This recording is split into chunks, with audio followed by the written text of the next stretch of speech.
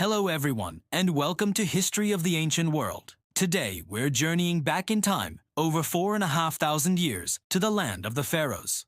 We're going to unravel one of history's greatest architectural mysteries. How exactly did the ancient Egyptians build the pyramids? These colossal structures, rising from the desert sands, have captivated humanity for millennia.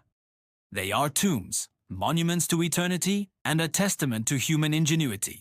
So, grab your virtual sun hat, and let's dig into the secrets of the Giza Plateau. When we think of pyramids, we usually picture the three great ones at Giza, especially the Great Pyramid of Khufu. This behemoth was the tallest man-made structure in the world for nearly 4,000 years. It's made of an estimated 2.3 million stone blocks, each weighing an average of 2.5 tons. That's about the weight of a large SUV. Some of the granite blocks used for the king's chamber weigh up to 80 tons. The sheer scale is mind-boggling. How did a civilization without modern machinery, without even the wheel for transport, accomplish such a feat? For a long time, the popular theory, often seen in movies, involved vast armies of enslaved people toiling under the crack of a whip. But modern archaeology tells a very different and far more fascinating story. The builders weren't slaves, they were skilled Egyptian laborers. Archaeological discoveries near the pyramids have unearthed entire villages where these workers lived. We found their bakeries, their breweries, and even their cemeteries. Examining their skeletons reveals that they received medical care, including setting broken bones. These were respected members of society, working for their pharaoh, their god on earth. They worked in rotating crews, likely during the annual Nile flood when farming was impossible, providing a steady source of seasonal labor. This was a national project, a source of pride and devotion. So if not by sheer brute force of slaves, how did they move those massive stones?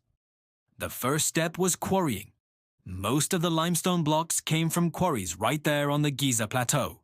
But the finer white Tura limestone used for the outer casing came from across the Nile, and the heavy granite came from Aswan, over 500 miles to the south.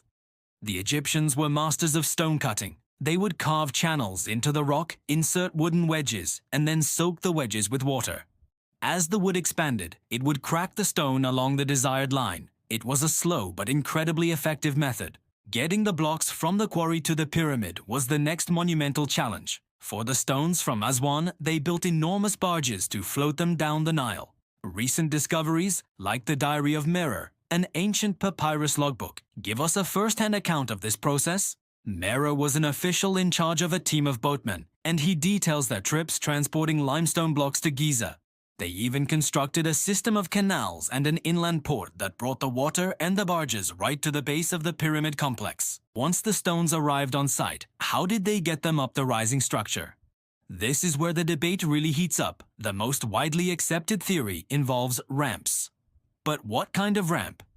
A single, long, straight ramp would have been impossibly huge, eventually becoming larger than the pyramid itself. So, archaeologists have proposed other ideas. One popular theory is a spiral ramp that corkscrewed around the outside of the pyramid as it grew.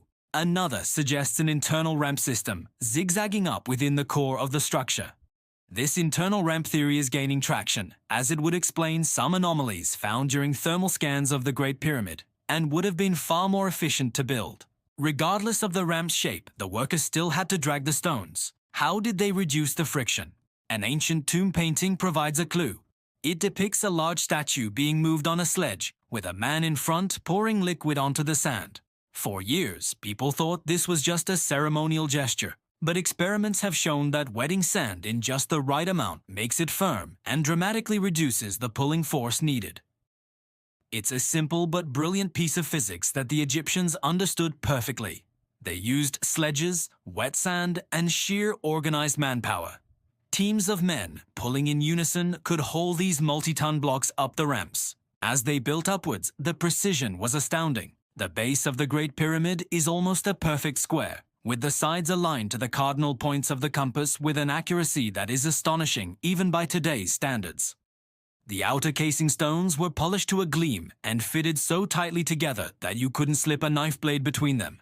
Imagine the sight. A colossal, gleaming white mountain, capped with a golden pyramidion reflecting the desert sun. It must have been awe-inspiring. The construction of a pyramid was a complex logistical operation that likely took around 20 to 30 years. It required brilliant architects like Khufu's vizier Hemiunu, thousands of skilled workers, surveyors, toolmakers, and an entire support system to feed and house them. It wasn't just about piling stones. It was a symphony of planning, labor, and belief. So, the next time you see a picture of the pyramids, don't think of aliens or lost technologies. Think of the real people behind them. The quarrymen, the boatmen, the masons, and the haulers. They were organized, skilled, and motivated by a profound sense of purpose. They weren't just building a tomb, they were building an eternal staircase to the heavens for their king, ensuring the stability and prosperity of their entire world. The pyramids stand today not as a mystery of the impossible, but as the ultimate monument to what humans can achieve when they work together. Thank you so much for joining us on this incredible journey back to ancient Egypt. If you enjoyed this exploration, please give this video a thumbs up and don't forget to subscribe to History of the Ancient World for more dives into our amazing past. We'll see you next time.